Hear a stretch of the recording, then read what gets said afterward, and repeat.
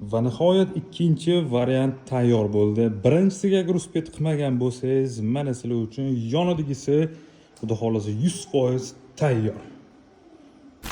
Menimcha hammaga yoqadigan stilda qurilgan hovlidan bittasiga kelganmiz. Yangi Toshkentdan taxminan 2 kilometr kirganda katta yo'lga juda ham yaqinda joylashgan 5 ta yonma-yon hovlarimizdan 3-inchisi mana tayyor bo'ldi va sotuvga chiqdi. Juda ham chiroyli chiqqan fasadlari va uy ichidagi remontlari. Bu yoqda ikkita katta zeleniy zonasi bor.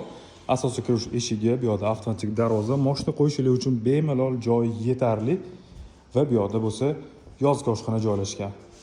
Uyimizda juda ham chiroyli chiqqan bu okalarimiz har doim sifatga ham va dizaynga ham juda ham katta e'tibor beradilar.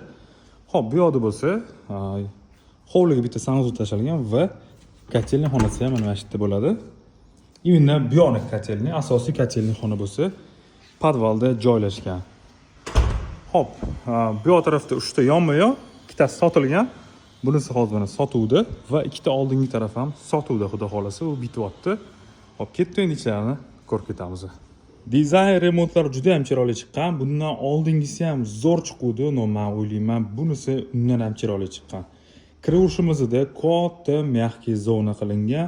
Bu yoqda mana shunaqa mebellari bor, TV zona, parda, gilam, lyustralar полностью qo'yilgan. Xudo xolasa uyimizda sifatli, eng glavnisi va chiroyli.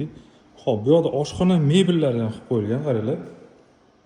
Tayyor oshxonamiz ham katta qilingan, panoramli oyna hovliga qaraydi. Hovlisini o'stirib ham qo'shsanglar bo'ladi bu yoqqa. Kattaligi zo'r. Patologlar baland-baland qilingan, eshiklar ham mana shunaqa baland-baland qilingan. O'rtada bitta общий sanuzol. Kattagina birinchi etaj uchun spalniy xonasi. To'pli polda qilingan, radiatorlar ham qo'yilgan.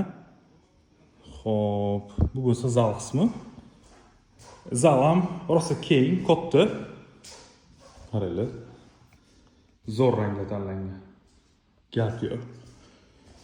Podvalga keladigan bo'lsak, podvalimizni где-то 60% podval, garderob qilingan va kotelniy xonasi ham shu yerda joylashgan.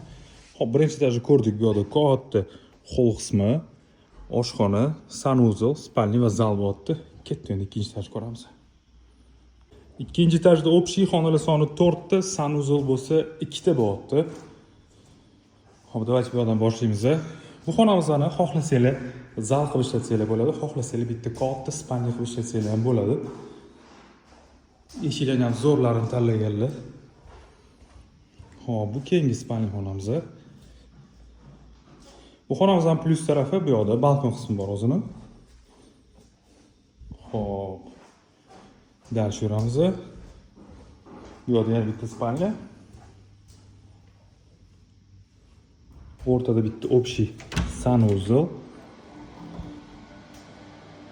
Vanna qilingan.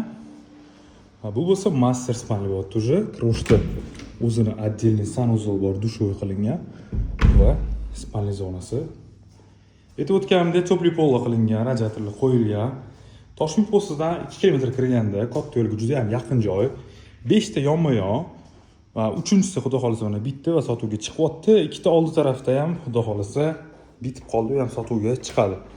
Narxlar va informatsiya hammasi opsiyaniyada bo'ladi. Hammamizga shunaqa yangi, zo'r sifatli uy nasib qilsin. Bizdan kuzatishni davom etinglar. Hamma informatsiya opsiyaniyada. Videoni tanishib jo'natib qo'yish esingizdan chiqmasin.